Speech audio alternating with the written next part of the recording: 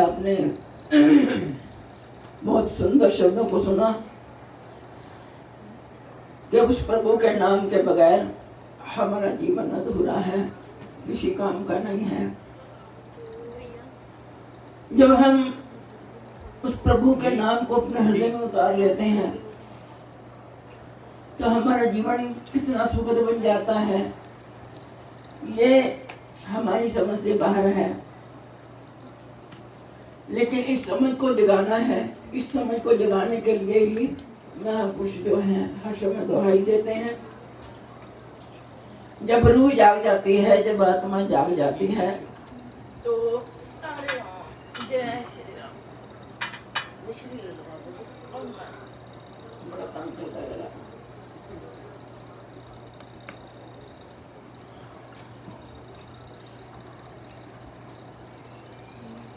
जब भगवान नाम को अपने हृदय में उतार लेते हैं, उनका जीवन कितना आनंदमय हो जाता है। और आनंदमय होकर के उनकी रूह पुकार उठती है, ऐ मेरे मालिक, ऐ मेरे सद्गुरु, ऐ मेरे परमात्मा, ये तन भी तेरा ही दिया हुआ है, ये मन भी तेरा ही दिया हुआ है। अगर तू कर्म ना करता तो मेरा आज इस संसार के अंदर होना भी मुश्किल था। ये सब तेरे कर्म की बात है। जिस रूह पर तेरा कर्म होता है उसको ये खूबसूरत लिबास मिलता है। ये लिबास जिसे मानुष कहा जाता है, जिसे इंसान कहा जाता है। ये 5 भौतिक शरीर 5 तत्वों से तैयार ये एक पुतला बनाकर तैयार करता है, फिर इसके अंदर आप खुद समाहित हो जाता है। जो इश्क में अंदर समाया हुआ है उसी को उजागर करने के लिए, उसी को देखने के लिए महापुरुष प्रेरणा स्रोत बन करके हमारे बीच में आते हैं और प्रेरणा देते हैं। वो प्रेरणाएं जब हम जीवन में उतार लेते हैं तब हमारा जीवन सुखद बन जाता है, तब हमारे जीवन खुशियों से भरपूर हो जाते हैं।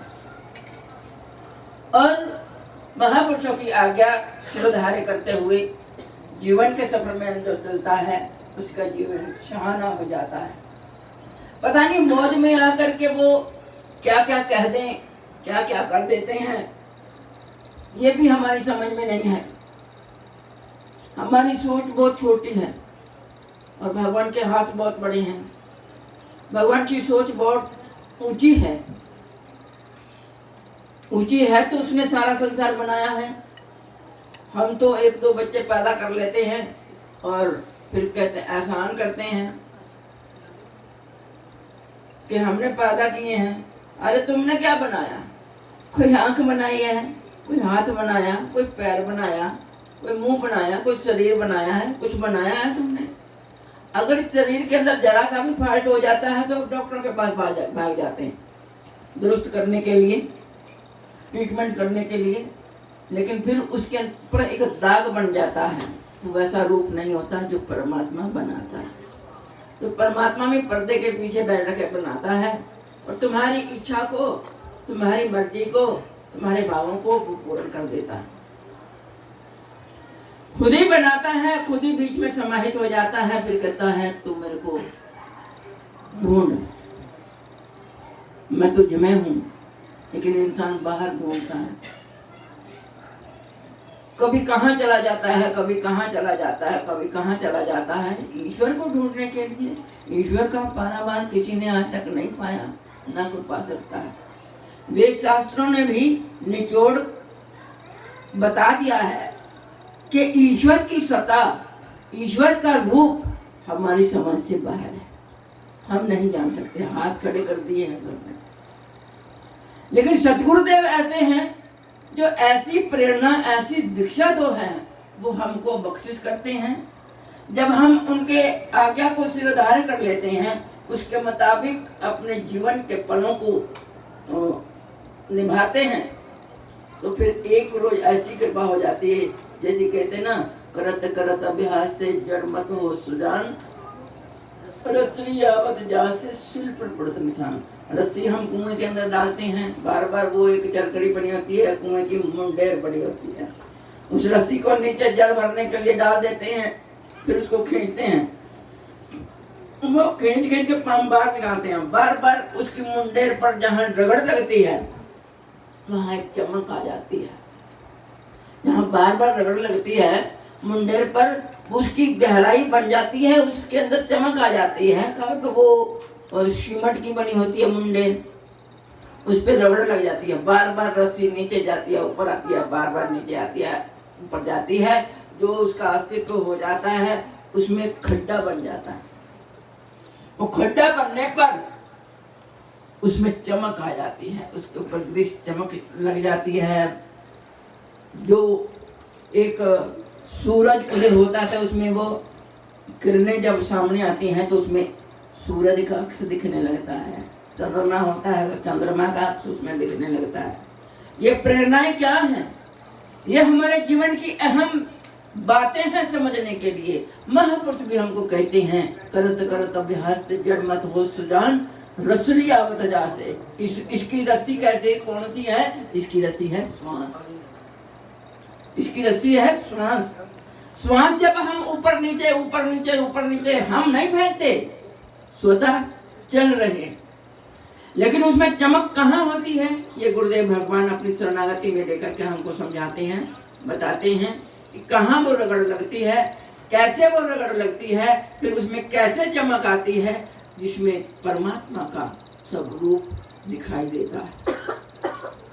जब हम उनकी बातों को अपने जीवन के अंदर उतार लेते हैं, तो एकांत में बैठकर अपने वृत्ति को साथ में जोड़ते हैं, तो धीरे धीरे इस रस्सी के साथ वो डोल है हमारे जीवन का, हमारी बुद्धि का, उसको बार बार नीचे करते हैं, ऊपर करते हैं, नीचे करते हैं, ऊपर करते हैं। जल भरने के लिए वो रगड़ लगती है। वो जल जब भर जाता है, फिर वो ऊपर आता है तो हमारी प्यास को बुझा देता है। कुएं का तो ये कहते हैं ये कुआं है, वो तो डोरी है, नीचे जाता है, डोलचा नीचे जाता है। लेकिन ये तुम्हारी सुरती का डोलचा कहाँ जाएगा? उल्टा है। भगवान के सारे काम उल्टे हैं, इसलिए हम धरती पर हैं और परमात्मा ऊपर है। उल्टे काम है और हम धरती पे सीधे हैं। हमको अपना उल्टा होने का एक ढंग सिखाते हैं कि उल्टा ऊपर है भगवान, हम नीचे खड़े हैं। तो हम उस परमात्मा को अगर पाना है तो हमें वो उल्टा लटकना पड़ेगा। भगवान को देखने के लिए अपनी आंखें ऊपर करनी पड़ेंगी। ऐसे तो हम कितनी ऊंची कर लेंगे, कितनी, जो अगर भगवान का स्पेस उधर हुआ तो कैसे देखेंगे हम? नहीं देख पाते ना। तो उसका स्वतः ही स्वाभाविक ही स्पेस जो देखने का एक अंदाज है, वो अंदाज जब हम जीवन में सीखेंगे तब हमें मालूम पड़ेगा कि कैसे भगवान को ऊपर देखा जाता है। जैसे जल पड़ता है, ऊपर कुआं है, ऊपर जल है, नीचे कुएं की मुंडेर है और नीचे से धागा चलता है ऊपर की ओर। कहते नीचे डोरी ऊपर कुआं, कुआं भरे पनिहार चोरी चोरी। ये उल्टा कुआं है। पनिहारी हमारी सुरती नीचे से चलती है ऊपर की ओर, फिर नीचे आती है, ऊपर नीचे होती है। कब उस कुंड के अंदर वो हमारा डोलचा पड़ेगा हमारे दिल का, कब पड़ेगा, कब उसमें अमृत आएगा, कैसे आएगा? ये तो प्रभु की शरणागति में बैठ करके जब हम प्रेरणा लेते हैं, ये खुफिया राग होते हैं। और जब खुफिया राग को हम पर्दे में बैठ करके सीख लेते हैं, कि जब बार बार हम जल भरने की कोशिश करेंगे तो भगवान के उस प्रेममय अमृत को पान करके हमारी जीवन की पल जो हैं वो सदैव सुखद हो जाते हैं। और सुखद होकर के हमारी रूह पुकारती है, क्या कहती है? उसकी आगे में चलना है। देखती हूँ टाइम आपका ज़्यादा ना लग जाए।